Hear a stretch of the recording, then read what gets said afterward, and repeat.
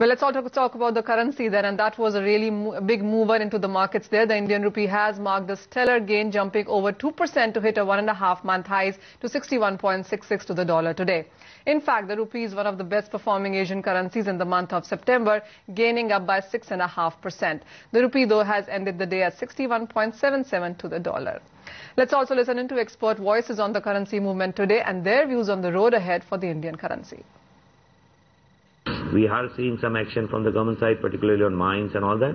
If that gets stabilized and that gets implemented, I think it can really go beyond 60. One can appreciate maybe we might see sub 60. Rupee is going towards what many would consider, and including us would consider, as a fair value.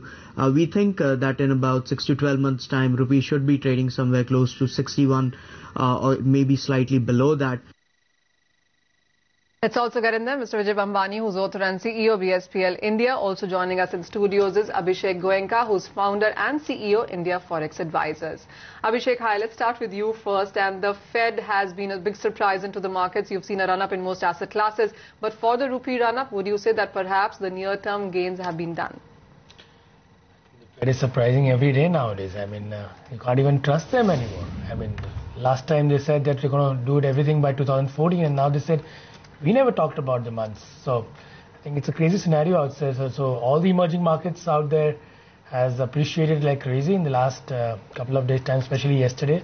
So all the stock markets and the currencies have moved up by 2-3%. And of course, India, I think the rupee has appreciated a lot.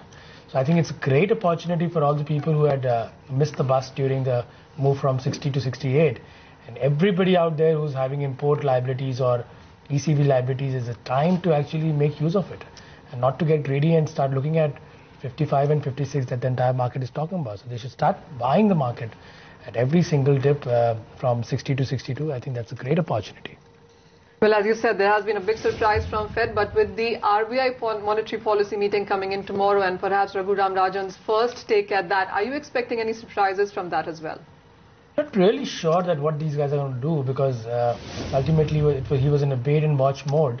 I personally feel not much liquidity tightening measure or liquidity easing measure should be there, because ultimately inflation is still very high. And I have a personal feeling that ultimately there would be tapering. So they have just decided that now, since the economic numbers in the US has not been too great and unemployment numbers have not been too great, so these guys have delayed it for the moment. But the point is, whatever money has been going across the markets worldwide, maybe in a short term dollar remains weak, and possibly the dollar index is also not going to be very strong, and we might benefit as the emerging markets are concerned. But overall, I personally feel the tapering is going to be still there. I mean, maybe next 3 months or 4 months, the tapering is going to come. And when it comes in full force, then probably the markets will get beaten up. So I don't think that we would be easing too much because of inflation pressures in this particular policy. So I think they're not going to do much on this. Maybe a little bit here and there on the MSS and the CRR, that's all. Abhishek, there have been some statements from the ministry earlier that we perhaps read too much into the Fed data and Fed statements as well. But we have seen the emerging market equities and currencies run up quite strongly on the back of what Fed did or didn't do. Would you say that apart from what we are facing in the domestic markets, it still is about the global markets that we follow more? Always, Manisha. I mean, I always say that. I mean, it's not only your own current account problem, but of course, now it's a matter of where the money is flowing. How much is the money flowing, and what is the quantity of the money flowing? So I think that is what is driving the markets. And yesterday, so when these guys told that we are not tapering, and everybody got a cue of that, and then the stock market just rose. So has the fundamentals changed in the last 1 week? When everybody was talking about 72, 75, and now everybody's talking about 57. So now people are giving a range of 57 to 67, that kind of range for the next 6 months. But then I personally feel that nothing has changed. It's just that the tapering has been delayed for some time, because of which the markets are reacting too much.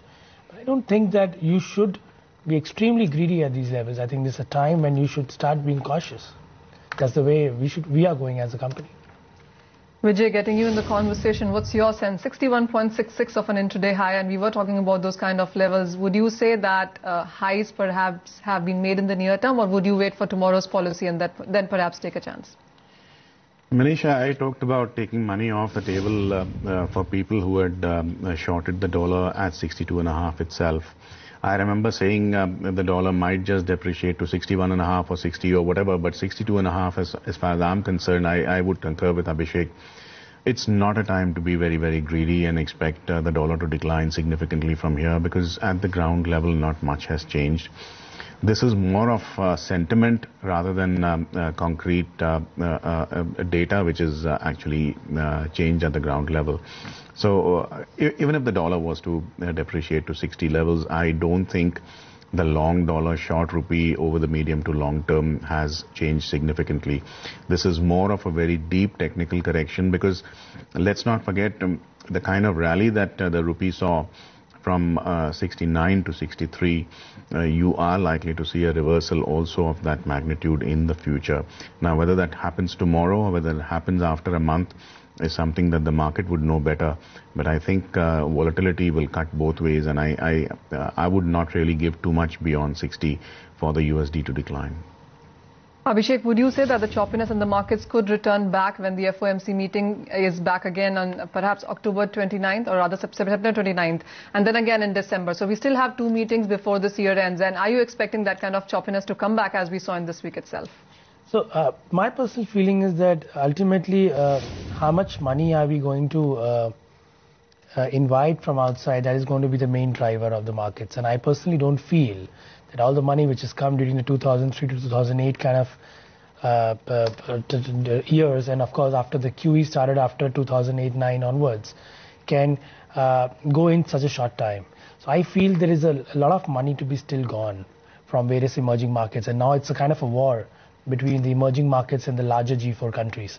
So in the coming years, I'd like to focus on this, that when we were growing at 8-9%, at that time the US was negative, the UK was negative, the Europe was negative in terms of growth. Now everybody is picking up, and now we are at 4%. So if after 1 year we both are at 3%, I mean the US is at close to 2% and we are at 4.5-5%, there is not much difference per se. So I think the money thing is the main driver. I mean, where does the money go? If the money is not coming in India, I am not really very bullish on the Indian rupee.